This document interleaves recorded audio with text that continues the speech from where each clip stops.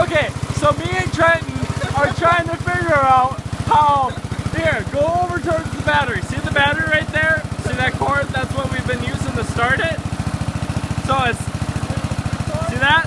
It's not even a fucking attached. How is this possible? How is it running? This is so fucking nuts. Legit, there is no battery. Nothing. I have no idea how this thing is running.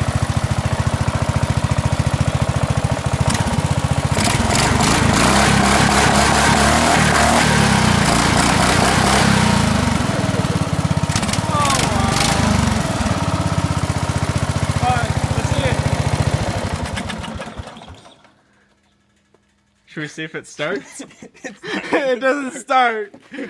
Oh, but we thought that was so freaking funny. I'm gonna post this on Facebook.